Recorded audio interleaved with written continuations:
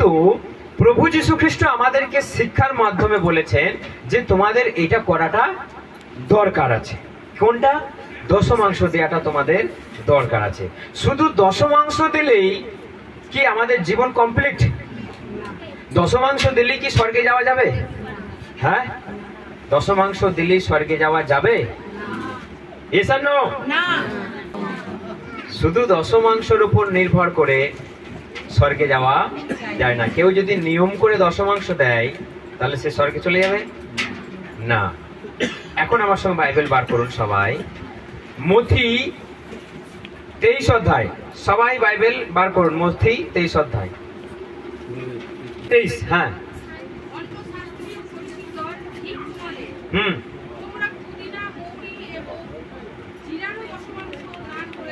হ্যাঁ, হ্যাঁ, হ্যাঁ। তারা কি দিচ্ছে আর কি পালন করছে না?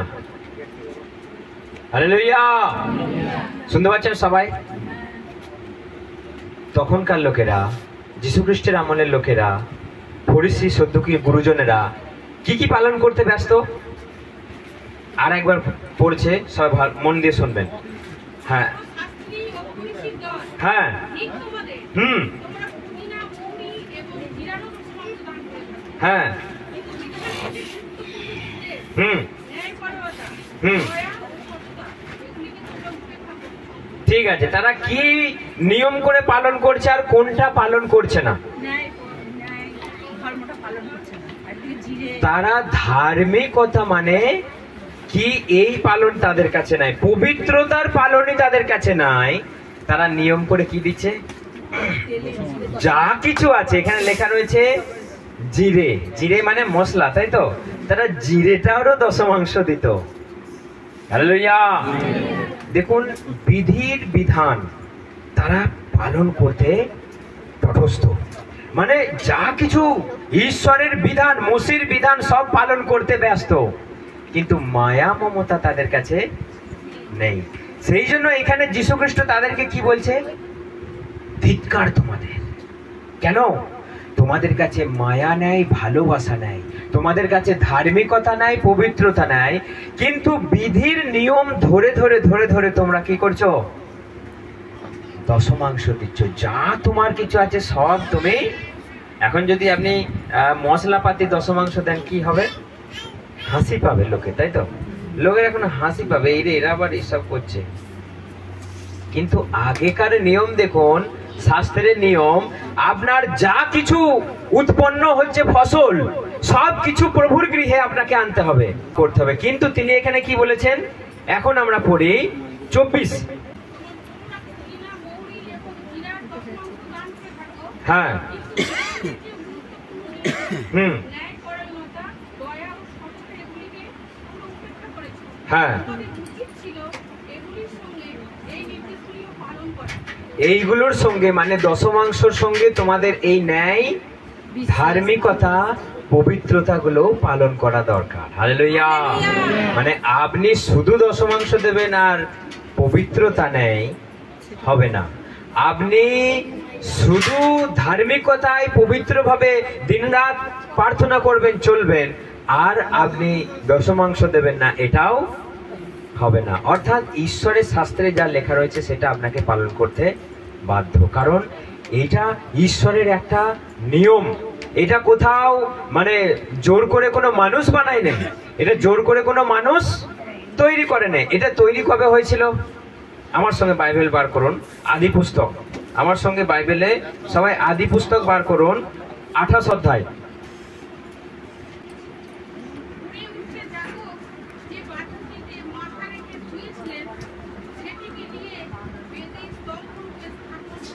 ঠিক আছে, এখানে যাকব একটা স্বপ্ন দেখলেন। আমরা 12 থেকে পড়ি, সবাই মন দিয়ে শুনবেন, আমি সবাইকে জিজ্ঞেস করব, সবাই মন দিয়ে শুনবেন। হুম, এই মাইকটাকে ওইদিকে,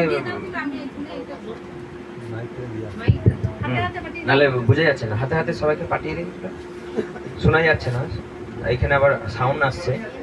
তো সেই জন্য আমরা মন দিয়ে শুনি, এটা খুব গুরুত্বপূর্ণ বাক্য। কি ঠিক দশমাংশ নেয়া কি আমি কি প্রভুর বিরুদ্ধে অন্যায় করছি? কিন্তু এটা কোনো অন্যায় নয়, এটা কোনো মন গড়া নয়, এটা ঈশ্বরের তরফ থেকে, ঈশ্বরের নিজের ব্যক্তিরা এগুলো তৈরি করেছে। সেই জন্য আমরা 12 থেকে পড়ি।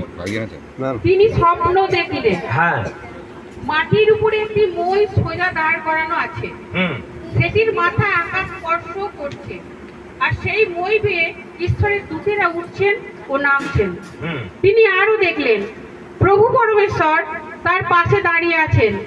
তিনি বলছেন, আমি প্রভু পরমেশ্বর তোমার পিতা আব্রাহামের ও ইসহাকের আরাধ্য ঈশ্বর। যে ভূমিতে তুমি শুয়ে আছো সেই ভূমি আমি তোমাকে ও তোমার বংশধরদের দেব। ঠিক আছে, ঠিক আছে। এখানে কি লেখা আছে? যাকব এক জায়গায় ফাঁকা জমিতে শুয়ে আছে, আর সেই জায়গায় শুয়ে শুয়ে স্বপ্ন দেখছে যে তার মাথার কাছ থেকে স্বর্গ পর্যন্ত একটা কি আছে? সিঁড়ি বা মই। সেই মই দিয়ে স্বর্গদূতেরা উঠছে আর নামছে, উঠছে আর নামছে। এই স্বপ্ন দেখার পরে সে চমকে গেছে। এখানে তারপর আমরা 18 থেকে পড়ি। উঠে যাকব যে পাথরটিতে মাথা রেখে শুয়েছিলেন সেটিকে নিয়ে বেদি স্তম্ভ রূপে স্থাপন করলেন, আর তার উপরে তেল ঢেলে দিলেন। তিনি সেই জায়গাটির নাম রাখলেন বেথেল, ঈশ্বরের নিবাস। আগে এই জায়গার নাম ছিল লুজ। যাকব শপথ করে মানত করলেন। হ্যাঁ, এখানে কি লেখা আছে? যাকব শপথ করে মানত করলেন, যদি ঈশ্বর আমার সঙ্গে থাকেন, যাত্রাপথে আমাকে রক্ষা করেন, ক্ষুধার অন্ন ও পরনের বস্ত্র যোগান, আর যদি আমি ভালোই ভালোই পিতৃভূমিতে ফিরে আসতে পারি, তবে প্রভু পরমেশ্বরই হবেন আমার আরাধ্য ঈশ্বর। এই যে প্রস্তরটি আমি স্তম্ভ রূপে স্থাপন করলাম তা হবে ঈশ্বরের আবাস। তিনি আমাকে যা দেবেন তার 10 ভাগের 1 ভাগ আমি অবশ্যই তার উদ্দেশ্যে নিবেদন করব। হালেলুয়া। অর্থাৎ এইখানে যাকব ঈশ্বরের নিজের সন্তান, প্রিয় লোক, তিনি স্বপ্ন দেখলেন যে স্বর্গদূতেরা স্বর্গ থেকে নামছে আর উঠছে। তিনি হঠাৎ করে মানত করতে গেলেন কেন? তিনি হঠাৎ করে তাকে মানত করতে কেউ বলেছিল? এখানে লেখা আছে কিছু? ঈশ্বর বলেছিলেন যে তুমি এখন আমার সঙ্গে প্রতিশ্রুতি দাও, হাত দিয়ে বলছি, কোন বলেছিলেন? তিনি হঠাৎ করে এখানে মানত করতে চলে গেলেন। কি মানত করলেন? আমাকে যা কিছু দেবেন আমি তার 1 ভাগ আমি ঈশ্বরকে ফিরিয়ে দেব। কেন? আজকে তিনি যেই জায়গায় শুয়েছিলেন সেই পাথর দিয়ে তিনি বলেছিলেন এটা ঈশ্বরের গৃহ। বৈথেল মানে ঈশ্বরের গৃহ। সেই জায়গাতে ইসরায়েলের মন্দির তৈরি হয়েছিল। হালেলুয়া। যাকব যেখানে স্বপ্ন দেখেছিলেন সেইখান থেকে ঈশ্বরের মন্দির তৈরি হয়েছিল। যদিও আজকে সেগুলো ধ্বংস, কিন্তু এখনো সেই জায়গাতে ঈশ্বরের মন্দির তৈরি হবে। এখন দেখুন এখানে হঠাৎ যাকব মানত করে বসলো, আমার যা আছে সব তোমাকে দিয়ে দেবো। কেন? ঈশ্বরের স্বর্গদূতেরা নামছে আর উঠছে, তার মানে তারা কিছু আনছে আর কিছু নিয়ে যাচ্ছে। হালেলুয়া। কি মনে হয় কি নিয়ে যাচ্ছে আর কি আনছে? হ্যাঁ, কি মনে হয়? স্বর্গদূতেরা উঠছে আর নামছে, কিছু নিয়ে আসছে কিছু নিয়ে যাচ্ছে। হ্যাঁ, আপনি ঈশ্বরকে যেটা দান দেবেন সেটা তারা নিয়ে যাচ্ছে, আর আশীর্বাদ তারা মাথায় করে আপনার জন্য নিয়ে আসছে। হালেলুয়া। এটাই হচ্ছে সত্যি কথা, এটাই হচ্ছে আমাদের জন্য আশীর্বাদ। স্বর্গদূতেরা উঠছে আর নামছে, নিয়ে যাচ্ছে আর নিয়ে আসছে, এটা আমাদের জন্য ব্লেসিংস, আশীর্বাদ তিনি বয়ে আনছেন। আর ঈশ্বরের প্রতি আমাদের সম্মান, আমাদের উপহার, আমাদের কৃতজ্ঞতা, আমাদের ভালোবাসা তিনি বহন করে নিয়ে যাচ্ছেন। হালেলুয়া। অর্থাৎ দশমাংশ আর কিছু নয়, এটা আপনার ঈশ্বরের প্রতি কৃতজ্ঞতা। ঈশ্বর আপনাকে টাকা পয়সা দিয়েছে, ঈশ্বর আপনার শরীরকে ভালো রেখেছে, ঈশ্বর আপনাকে সবকিছু জুগিয়ে দিয়েছে। তাহলে ঈশ্বরকে আপনি তো দিনরাত মন দিয়ে ডাকছেন, খুব ভালো কথা, কিন্তু সম্মানের জন্য, মণ্ডলী চালানোর জন্য, ঈশ্বরের কাজ চালানোর জন্য আমরা আর কি দিতে পারি? সেই জন্য এটা আর কিছু নয়, তোমার সম্মান, এটা তোমার কৃতজ্ঞতা, এটা ঈশ্বর তোমাকে দিয়েছে, তার থেকে তুমি কিছু অংশ 10% তুমি রিটার্ন দিচ্ছ। ঈশ্বর তোমাকে দিয়েছে, সেটা ঈশ্বরের গৃহের জন্য কাজে লাগে। হালেলুয়া। ঈশ্বর বলছে কেউ যদি তুমি একজন ভিখারিকে তুমি দিয়েছো বা তুমি কোনো ঈশ্বরের কাজে লাগিয়েছো, তাহলে তুমি কার জন্য করেছো? সেটা আমার জন্য করেছো। বাইবেল ক্লিয়ার করে বলছে, আমি যখন বিবস্ত্র ছিলাম তুমি আমাকে বস্ত্র দাওনি, আমি যখন খিদেই ছিলাম তুমি আমাকে খেতে দাওনি। কখন? অর্থাৎ যখন আমরা মানুষের জন্য কিছু না করব, আমার যৎসামান্য আয় দিয়ে আমি যদি কিছু যদি না করি, তাহলে কি হবে? আপনি অকৃতজ্ঞ। আমি সবাইকে একটা ভিডিও দেখাচ্ছিলাম যে কারা কারা স্বর্গে যাচ্ছে, যে সামান্য তার উপার্জন থেকেও যে গরিব মানুষকে সেবা করছে। আমি দেখাচ্ছিলাম তো যে একটা ভিডিও, শেষ বিচারের ভিডিও। কারা কারা নরকে যাচ্ছে? যারা যারা চরম পাপী, যারা কেবল টাকা পয়সা। বেশি নরকে যাচ্ছে কারা? ডাক্তারগুলো। কেন? এখন মানুষকে ঠকিয়ে তারা টাকা পয়সা, যেই ব্লাড টেস্টটা করার দরকার নাই সেটাও করিয়ে দিচ্ছে, যেই ইসিজি, যে ইকো করার দরকার নাই সেটাও লিখে দিচ্ছে। কেন? একটা ইকো করাতে গেলে 1200 টাকা। কোনো মূল্য ইয়ে আছে নাকি? কোনো এটার পেছনে কোনো খরচা আছে নাকি? একটা ইকো করাতে গেলে আপনার বুকে দুটো চিমটির মতো বসিয়ে দেবে, খানিকক্ষণ থাকবে, 1200 টাকা। কত বড় চোর, চিন্তা করে দেখুন। বাইবেল বলছে যারা অর্থকে এইভাবে ইনকাম করে, মানুষকে ঠকিয়ে, মানুষের কাছ থেকে মেরে নিয়ে, মানুষকে বোকা বানিয়ে যারা আজকে বড় লোক হচ্ছে, কোথায় যাচ্ছে তারা? শেষকালে নরকে চলে যাচ্ছে। সেই জন্য বাইবেল বলছে যে তার অল্প ইনকামের মধ্য দিয়েও যদি কেউ গরিবকে সেবা করে, কেউ যদি ঈশ্বরের গৃহে দান করে, ঈশ্বর বলছে তার এই পুরস্কার কেউ কেড়ে নেবে না। হালেলুয়া। পুরস্কার পাওয়ার বিষয় কি? আমি কিছু বড় কাজ করছি মানে কি? যখন আমার সমস্যা, যখন আমার দুর্বলতা, যখন আমার সব দিক থেকে আমি জর্জরিত, তখনও যদি আমি কিছু করি, সেটাই পুরস্কার পাওয়ার বিষয়, সেটাই পুরস্কার পাওয়ার বিষয়। প্রভু যীশু খ্রিস্ট যখন মন্দিরে সবাই দান রাখছে, কার দানকে তিনি শ্রেষ্ঠ বলেছিলেন? কে বলতে পারবে? হ্যাঁ, বিধবা মহিলা। কেন? তার কাছে যেটা ছিল সব দিয়ে সেটাই। কিন্তু আরো তো সবাই তার থেকেও বেশি বেশি দিয়েছিল। তাদের দানটা কেন প্রভুর চোখে পড়লো না? কেন?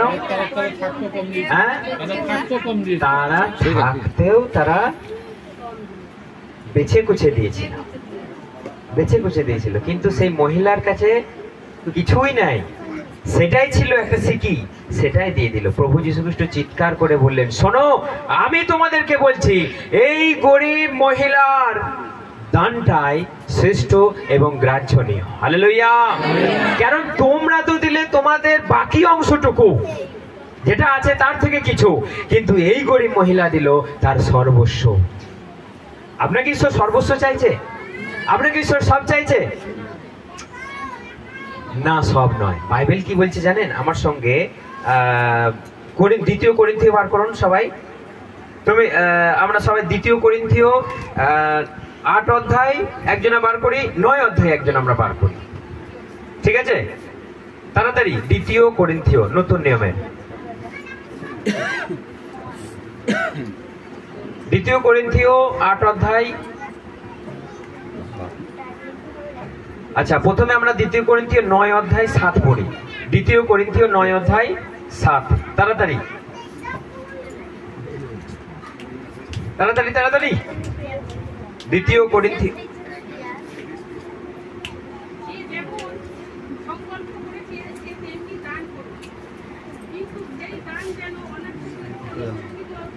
মাইক চলছে না? যে যেমন সংকল্প করেছে সে তেমনি দান করুক, কিন্তু সেই দান যেন অনিচ্ছাকৃত বা বাধ্যতামূলক না হয়। অর্থাৎ মন থেকে দান করার জন্য এখানে লেখা আছে। হালেলুয়া। অর্থাৎ মন থেকে তুমি উদার মনে তুমি দান করো, উদার মনে তুমি দান করো। এখানে যে তোমাকে জোর করে এই মনের চাপ রেখে, মনে কিন্তু রেখে এইভাবে ঈশ্বরকে কখনো দান না দেওয়াই ভালো। যেটা মনে হবে যে এটা আমি দেবো, মন খুলে, মনে কোনো ওই কমে যাবে, এই এটা থাকলে অন্য একটা কাজ করতে পারতাম, এইরকম করে আমাদের না দেওয়াই ভালো। আমাদের যা আছে মন থেকে আমি দিয়ে দিলাম। কেন? কারণ ঈশ্বর এখানে বাধ্যবাধকতা কিছু নয়। ঈশ্বর বলেছে মানে তোমাকে করতে হবে। ঈশ্বর বলেছে মানে তোমাকে করতে হবে। যখন আদম আর হওয়াকে বলেছিল এই ফলটা খাবে না, কোনো বাধ্যবাধকতা দিয়েছিল? তিনি বলেছিলেন খেলেই তোমরা মরবে, কিন্তু তাদেরকে ইচ্ছাকৃত ছেড়ে দিলেন। কেন না, যদি এদেরকে আমি বেঁধে রাখি তাহলে বোঝাই যাবে না এরা আমার কথা শোনে কি না শোনে, এরা আমার কথা শোনে কি না শোনে। সেই জন্য সেখানে সেই ফলের গাছটাও রাখা ছিল যেটা খেলে তাদের পাপ হবে। অর্থাৎ তারা ইচ্ছাকৃতভাবে খেয়ে নিল, ইচ্ছাকৃতভাবে সেটা খেয়ে নিল। একজনা শুধু বললো এটা খাও, খেলে কিছু হবে না, খেলে তুমি মরবে না, তুমি জ্ঞান পেয়ে যাবে, একজনা বলে দিল। কে সেটা? শয়তান, আমরা সবাই জানি। সে সেটা খেয়ে নিল। অর্থাৎ ঈশ্বর একটা বাধ্যতার নিয়ম দিয়েছিল, ঈশ্বর একটা আপনাকে আদেশ দিয়েছিল, একটা বাধ্যতা দিয়েছিল আপনাকে, কি তুমি ফল খাবে না। তারা খেয়ে নিল। ঈশ্বর বলেছে যে তোমার ওই নিয়মটাও পালন করা দরকার। কোন নিয়মটা? দশমাংশ নিয়মটাও দেওয়া দরকার, আর তোমার মধ্যে ধার্মিকতা, পবিত্রতা রাখা দরকার। হালেলুয়া। তবেই তোমার জীবন কমপ্লিট, তবেই তোমার জীবন কমপ্লিট। যখন তোমার মধ্যে মায়া, ভালোবাসা, অন্যের প্রতি, গরিবের প্রতি তোমার যখন বিবেক কাঁদে, তখনই তোমার দান গ্রাহ্য হবে। আর কেউ বলেছে যে ওকে দিয়াই তো একটু মন নেয়, দূর, দিতে বলছে বলে দিলাম, এই দান আপনার কখনো উপরে যাবে না। সেই জন্য দান করলে মন থেকে করুন। 6 অধ্যায় 3 কি লেখা আছে সেখানে? কিন্তু তুমি যখন দান করো তখন তোমার দক্ষিণ হস্ত কি করিতেছে তাহা তোমার বাম হস্তকে জানিতে দিও না। হ্যাঁ, অর্থাৎ তোমার ডান হাত কি করছে? বাঁ হাত জানতে না পারে। তার মানে কি আপনি ডান হাত না যেটা দিচ্ছে বাঁ হাত জানে না? হ্যাঁ, এই বাঁ হাতে চোখ আছে নাকি? হ্যাঁ, ডান হাত কি করছে? বাঁ হাত যেন জানতে না পারে। তার মানে আপনার পাশের লোকেরা যেন কেউ দেখতে না পায়। অর্থাৎ আপনি কেমন করে দান করবেন সেটা কে দেখছে? ঈশ্বর দেখছে। কারণ একটা পৌঁছে যাবে, কোনো জোর করে নয়। বাইবেলে আরো লেখা রয়েছে 2 করিন্থীয় 8 অধ্যায়, যে কেমন করে আমরা দান করব। 2 করিন্থীয় 8 অধ্যায় 7 কি লেখা আছে সেখানে? আর একবার পড়ি আমরা।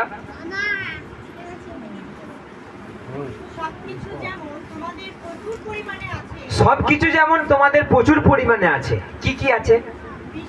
বিশ্বাস। সবার বিশ্বাস আছে না নাই? কার কার কাছে বিশ্বাস নাই?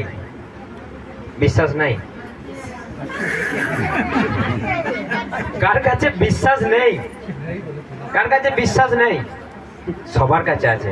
কার কাছে হাফ হাফ বিশ্বাস আছে? 50%। কার কাছে 100% বিশ্বাস আছে? সবার কাছে আছে ফুল বিশ্বাস, তাই তো? এখন দেখুন, তোমাদের কাছে যখন সব আছে, উপচে পড়ছে। কি লেখা আছে? আরেকবার পড়ুন প্রথম থেকে। সবকিছু যেমন তোমাদের প্রচুর পরিমাণে আছে, প্রচুর পরিমাণে বিশ্বাস আপনাদের আছে। তারপর বিশ্বাস, বলার ক্ষমতা। বলার ক্ষমতা। বক বক করতে কে না চায়? কে না বক বক করে? বলার ক্ষমতা মানে কথা বলতে কে না চায়? এখন যদি টেস্টিমনি দিতে বলা হয়, আমি কেন তাড়াতাড়ি হাততালি দিয়ে দিচ্ছি, যাতে বেশি না লং করে, যেন তাড়াতাড়ি শেষ করে দেয়, কারণ সময় সবাইকে দিতে হবে। সেই জন্য বলতে মাইক দিলে, আমাদের ম্যাডামকে মাইক দিয়ে দিলে বাস, চলো এবার সব শুয়ে পড়ো, ম্যাডাম একাই কাঁপিয়ে দেবে। কারণ মাইক দিয়ে দিলে এবার শুরু হয়ে যাবে। অর্থাৎ তোমাদের বিশ্বাসও আছে, উপচে পড়ছে, তোমাদের বলার ক্ষমতা উপচে পড়ছে। আর কি আছে? জ্ঞান। জ্ঞান। গার্ডরা জ্ঞান নাই? হ্যাঁ, মাস্টার জানে না টাকা পয়সা কেমন করে খরচা করতে হয়? হ্যাঁ, জানে না? জ্ঞান নাই তার কাছে? জ্ঞান আছে, তাহলে সেটারও জ্ঞান আছে। তারপর প্রতি তোমাদের আগ্রহ এবং আমাদের প্রতি ভালোবাসা ঠিক এইভাবে দান করার গুণটিও যেন তোমাদের প্রচুর পরিমাণে থাকে। হ্যাঁ, এটা আমি আরেকবার রিপিট করতে বলবো প্রথম থেকে। তোমাদের যখন সবকিছুই উপচে পড়ছে, সবকিছু যেমন তোমাদের প্রচুর পরিমাণে আছে, বিশ্বাস, বলার ক্ষমতা, জ্ঞান, সব বিষয়ের প্রতি তোমাদের আগ্রহ, আমাদের প্রতি ভালোবাসা। কার নাই আমাদের প্রতি ভালোবাসা? আছে না নাই? সবাই ভালোবাসা আছে তো? ইয়েস আর নো? কেউ ভালোবাসা পাইছিল? হ্যাঁ, আমাদের প্রতি ভালোবাসা আছে না নাই? আগ্রহ আছে তো? আমাদের ম্যাডামকে বলে চলে আসুন দেখে নেই, আমরা জানি না খাসি মাংস করেছে, আবার সেই দিন আবার আমাদের আমেশা করেছে, আমরা জানি না। ডাকছে কি করব, প্রার্থনার জন্য গেলাম, গিয়ে দেখি খাসির মাংস। আমি পেটটাকে বললাম সাবধান, এর আগের উপসে প্রচন্ড হিসাব করেছে। দেখলাম পিন্টু বললো মেরে দে, যা প্রার্থনা করে আমরা মেরে দিলাম। অর্থাৎ এটা যে ভালোবাসা, আমাদেরও একটা টান আছে, আমরা ছুটে চলে গেলাম। আর আমাদের বিশ্বাসীদের সঙ্গে আমাদের সম্পর্ক সেরকম একটা ভালোবাসা। পেট কি হচ্ছে না হচ্ছে, যেটা দিয়েছে আগে মেরে দে, তারপর দেখা যাবে পারি গিয়ে। এখন তার আগে আমি গিয়েই আবার উপরে চলে গেলাম, উপরে গিয়ে পেটটা গন্ডগোল করছিল, গিয়ে ক্লিয়ার করে এলাম। কারণ আমি গিয়েই সিটির আওয়াজের গন্ধ পেয়ে গেছি, গিয়ে পেটটা দেখছি এরম এরম ঘুরছে। রে তাহলে তো এই গন্ধটা জমবে না। গিয়ে আবার বাথরুম গেলাম, পরিষ্কার পরিচ্ছন্ন হয়ে এলাম, দিয়ে ঝেড়ে দুজন মিলে মেরে দিলাম। আর সেদিন খুব ভালো হয়েছিল, আমরা অনেক ভালো লেগেছিল মন থেকে। তো অর্থাৎ এটা যে ভালোবাসা, আপনাদের যেমন আমাদের প্রতি ভালোবাসা, আপনাদের প্রতিও আমাদের তেমনই ভালোবাসা। আমরা মাস্টার যখন গোলমাল করে, আমরা মাস্টারের জন্য প্রার্থনা করি। কারণটা কি, যে একটা মানুষ, ওর কাছে টাকা পয়সা আছে বলে আমরা ভাবি না যে ও অনেক টাকা মাইনে পায় বলে, ওইসব আমাদের ধ্যান নেই। একটা মানুষ যদি বিগড়ে যায় আমাদের কষ্ট হয়, সেই জন্য আমরা একটা মানুষের জন্য হাতে হাত ধরেও আমরা প্রার্থনা করি। হাতে হাত ধরে আমরা, কালকে আমাদের শম্ভুদাকে মাঝখানে রেখে, সেই মাঝখানে দাঁড়াও, তোমার এত সমস্যা, সবাই মিলে আমরা হাত ধরে ওকে মাঝে রেখে ওর মাথায় হাত দিয়ে আমরা ওকে প্রার্থনা করেছি। কারণটা কি, ওর শরীর খারাপ মানে আমাদেরও শরীর খারাপ। এটা বানিয়ে বলছি না, এটা আমাদের সত্যি করে, মানে ওর শরীর খারাপ মানে আমাদের মাথায় টেনশন ধরে গেল। কারণ বাইবেল কি বলছে, ওর দুঃখ মানে তোমার দুঃখ। যিশু বলছে তুমি কাঁদলে আমি কাঁদি। এটাই ঈশ্বরের সঙ্গে কানেকশন আমাদের। যখন আমাকে বরশুল থেকে ডাকলো, 1 বছর সম্পর্ক নেই, 1 বছর ওদের সঙ্গে আমাদের ফোনে কথা নাই। আমি যখন আছি মালডাঙ্গাতে, তখন রাত প্রায় 8টার কাছাকাছি। বলছে আমাদের পরিবারের সবাই শরীর খারাপ। আমি বলছি এরম তো হতে পারে না। যাই হোক, আমাদের সঙ্গে সম্পর্ক না থাকলেও আমি প্রভুর জন্য প্রভুর সঙ্গে যার সম্পর্ক, তার সঙ্গে আমার যেই হোক তাতে। তো আমি ওখান থেকে এসে 9:30টার সময় আমি ওই দাদাকে নিয়ে আমি আবার বরশুল গেলাম তাদেরকে প্রার্থনা করতে। তো তারা এখন প্রার্থনা করে ভালো আছে এবং আজকে এখানে এসেছে। এই ঈশ্বরকে এই জন্য ধন্যবাদ যে ঈশ্বর আমাদেরকে আবার সেই ভালোবাসার সম্পর্ক গড়ে দিয়েছে। কি হয়েছে না হয়েছে অতীত আমরা কিছু জানি না, কিন্তু আমাদের ভালোবাসা যেন এক থাকে। পুরনো কোনো গল্প আমরা ভুলে গেছি, কিন্তু আমরা নতুনকে নিয়ে বাঁচতে চাই। হালেলুয়া! আমরা নতুনকে নিয়ে বাঁচতে চাই। কেউ যে আমাদের সামনে পড়ে যাবে আমরা তাকে ধরবো না, ইম্পসিবল। এটা হবে না, এটা হবে না, এটা আমরা করতেও কখনো চাই না, দিতে চাই না। আপনি কাঁদলে আমরা কাঁদি, আপনার দুঃখ মানে আমাদের দুঃখ। কোনো মানুষ পাপে পড়ে যাক, প্রার্থনা থেকে সরে চলে যাক, আমরা কখনো এটা চাই না। আমরা সেই জন্য খাতায় কলমে বোঝাতে রাজি আছি, তবুও তুমি ফিরে এসো, ফিরে এসো, ফিরে এসো। হালেলুয়া! এরপর যেটা আমরা পড়ছিলাম, তোমাদের কাছে যখন সব আছে উপচে পড়ে ভালোবাসা, ঠিক সেই রকমই কি লেখা আছে তারপর শেষে? অর্থাৎ এখানে কি লেখা আছে, সব যখন তোমাদের উপচে আছে, আগ্রহ আছে, তোমাদের দান করার আগ্রহটাও থাকো। হালেলুয়া! হালেলুয়া! সব যখন আছে, একটা জিনিসে কেন খামতি? আগ্রহের সঙ্গে তুমি দাও। তোমাকে প্রভু কেড়ে নিচ্ছে না, তোমাকে প্রভু জোর করে চাইছে না, যেটা আছে সেটা দাও। যেটা দেবার সেটা তুমি দাও। তুমি দিলে আমাদের সেবা কার্য আর্য রমরম করে চলবে। হালেলুয়া। আপনি দিলে আমি একা খেয়ে নেবো না। আমি ওদেরকে বলছিলাম দুদিন ধরে যে এখন যদি আমাদের ফান্ড বাড়ে তাহলে আমার অ্যাসিস্ট্যান্ট এখন 6টা অ্যাসিস্ট্যান্ট আছে, বড় বড় ভড়িওয়ালা অ্যাসিস্ট্যান্ট। সেই জন্য উপোস করাচ্ছি যাতে ভড়িগুলো সব কমে যায়। তাহলে কি হবে, আমরা একসঙ্গে প্রভুর কাজ করতে পারবো। কারণ আমি একা একা ছুটি, সবাইকার কাজে যখন চলে যাই আমি কাউকে পাই না। কিন্তু আমরা চাই যেমন আমরা একসঙ্গে হাতে হাতে হাত ধরে প্রার্থনা করছি, উপোস করছি, আমাদের একটু অর্থনৈতিক সাপোর্ট এসে গেলেও আমরা সেটাকে ফুল টাইম করতে পারবো। হালেলুয়া। এবং সেটা ঈশ্বরের গৌরবের জন্য, ঈশ্বরের মহিমার জন্য, আমাদের নিজেদের জন্য নয়। আমি আরো বলছিলাম যে আমরা বড় লোক হতে চাই না, এটা একদম মন থেকে, বিরাট ধনী হতে চাই না। আমাদের চলে যাক সবাইকে নিয়ে আমাদের এই সংসার। কালকে কি বলা হচ্ছিল, কি সংসার, যে আমাদের এই সংসারে অনেক হাতা খুন্তি এসব কালকে কিনে এনেছি। আমরা আমাদের এই সংসার তো তাহলে একটা সংসারই হয়ে গেল। তখন কি বলছিলেন, যেটা ছোট সংসার নয়, এটা সব থেকে বড় সংসার। হালেলুয়া। সেজন্য এটা আমাদের সব থেকে বড় সংসার। আপনি বাড়িতে যেই কথা বলতে পারবেন না সেটা এখানে বলবেন। আপনি বাড়িতে কি টাকা পয়সা আপনি নিয়ম করে দান করেন, করেন কি, সেটা আপনি এখানে নিয়ম করে দান করেন। তার মানে আপনার সঙ্গে আমাদের সম্পর্ক আরো কি, আরো সম্পর্ক থাকবে। কারণ প্রভু বলেছে যে আমার কথা শোনে আর পালন করে সেই আমার মা ভাই বোন সবকিছু। যে আমার কথা শোনে আর পালন করে সে আমার মা ভাই বোন। অর্থাৎ আপনার পরিবার আত্মীয়র চেয়েও একটা মণ্ডলী আপনার কাছে বেশি প্রিয়। কেন? কারণ প্রভুর সঙ্গে সম্পর্ক এখানে নিবিড়, ঘনিষ্ঠ। এবং আপনি প্রভুর কথা শুনছেন মানে আপনি প্রভুর মা ভাই বোন, এবং আপনি প্রভুর কথা শুনছেন মানে আপনি আমার মা ভাই বোন দিদি যা সম্পর্কের আমাদের হতে পারে সেটাই। হালেলুয়া। সেই জন্য আপনার সঙ্গে যদি প্রভুর সম্পর্ক না থাকে, আপনার বাড়ির পাশ দিয়ে গেলেও আমি ঢুকবো না। কেন?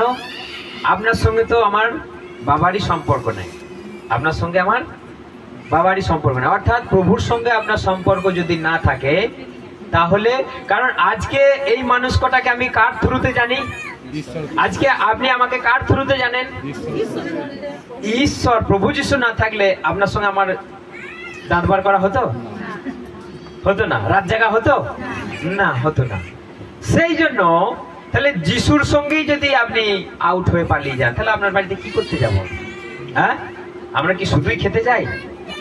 দিলে ছাড়বো না। কিন্তু যিশুর সঙ্গে যদি আপনার সম্পর্ক না থাকে খাবোই না। অত আমাদের লোভ নাই, কিন্তু লোভও আছে, দিলে আমরা ছাড়বো না। কিন্তু যদি যিশুর সঙ্গে ভালো সম্পর্ক না রাখেন, মাস্টার বলছে আপনারা একটু বসুন, খাসির মাংস আনতে যাচ্ছে, আমরা পালিয়ে এলাম। কেন? হ্যাঁ, মাস্টার আমাদের কথাই শোনে না। পিন্টু বলছে দাঁড়া না একটু, মাংসটা আনছে। আমি বললাম পালিয়ে যাওয়ার সময় নেই। আমরা প্রার্থনা শেষে বললো আপনারা একটু দাঁড়ান, আমি খাসি মাংস আনতে যাচ্ছি। আমি বললাম না না, আপনি আমাদের কথা শোনেন না, আর আমাদের এমনিতেও গোবিন্দপুরে ছিল। সেই জন্য হচ্ছে আপনারা আমাদেরকে খেতে দিলে আমরা হাম হাম করে খেয়ে নেব, কিন্তু যদি প্রভুর সঙ্গে সম্পর্ক না থাকে তাহলে খেয়ে কোনো লাভ নেই। আর যেতেও আর এইরকম হাসি মজা আনন্দ ভালো লাগবে? গত বছর মাস্টারের বাড়িতে আমরা কত মজা করেছি, সারা রাত থেকে আনন্দ করে। গত বছর আমরা মালডাঙ্গাতে কত মজা করেছি। তার আগে আমরা বরসুলে থেকে আমরা প্রভুর জন্য আনন্দ করেছি। আমরা কত জায়গায় আমরা কত আনন্দ করেছি। আমরা ধান কেরুড়ে খিচুড়ি খেয়ে এখনো আমার ওয়াইফ বলে মুখে লেগে আছে। সেই খিচুড়িটা যদি হতো। অর্থাৎ আমাদের এই ভালোবাসা, আমাদের এই আনন্দ যিশুর থ্রুতে চিরকাল যেন টিকে থাকে। হালেলুয়া। এবং পরস্পরকে যেন এইভাবে আমরা সামনে দেখতে পাই, দাঁত বার করা। কেমন যেন দাঁত বার করা। আপনার তো দাঁত নেই, অসুবিধা নেই, কিন্তু তাও যে দুটো আছে ওই দুটো দেখলেও আমাদের খুশি।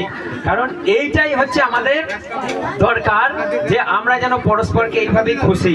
কোনো রাগারাগি, কোনো ঝগড়া, কোনো মারামারি সামান্য কটা টাকার জন্য এইসব যেন কোনো না হয়, কোনো না চলে। সেই জন্য আমরা পরস্পরকে ভালোবাসি, আমরা পরস্পরকে আমরা পছন্দ করি এবং আমরা আশা করি যে সবাই মাসে একবার অন্তত এখানে আসুক। কেন? আপনার টাকা পয়সাটা বড় কথা নয়, বড় কথা হচ্ছে এই যে একসঙ্গে দেখা, একসঙ্গে গল্প হাসি, একটু রোদে গরমে কষ্ট হলেও একটু আছে, এই একসঙ্গে খাওয়া দাওয়া, এটা হচ্ছে আপনার রোগ ভালো হয়ে যেতে পারে। হালেলুয়া। কেন বলুন তো? এটার লজিক কি আছে? হ্যাঁ, আপনি যদি হাসেন, আপনি যদি মানুষকে দেখে খুশি হন, দেখো মানুষ বলে না মরার সময় আমি ওকে দেখতে চাই। কেন বলে? কেন বলে? কারণ তার মনটা সেই টাইমে ওকে দেখতে ইচ্ছা যাচ্ছে যাতে একটু অন্তত আনন্দ পায়। সে তো মরেই যাবে যেন একটু অন্তত তাকে দেখতে পায়, সেটা দেখলেও তার খুশি। সেই জন্য আমাদেরকে একটা জিনিস মাথায় রাখতে হবে যে আপনারা আমাদেরকে দেখলে, আমরা আপনাদের দেখলে এটা একটা পরস্পরের বিশাল আনন্দ। এতে আপনার রোগ পালিয়ে যাবে, এতে ভয়ঙ্কর আপনার হৃদয়ের পীড়া, ব্যথা, বেদনা দূর হয়ে যায়। হালেলুয়া। কোনো মন গড়া নয়, কোনো আমার এটা বানানো কথা নয়, এটা আমার হৃদয় থেকে যেটা বেরিয়ে আসছে ঈশ্বরের কাছ থেকে, সেটাই আমি আপনাদেরকে বললাম। সেই জন্য আমাদের কোনো রকম যেন অশান্তি সমস্যা যেন কারো সঙ্গে যেন না থাকে, যেন এইভাবে মিলেমিশে একসঙ্গে আমরা সারা জীবন চলতে পারি আর ঈশ্বরের আমরা গৌরব করতে পারি। Hallelujah, hallelujah. তো আসুন আমরা সবাই প্রার্থনা করি, সবাই চোখ বন্ধ করি।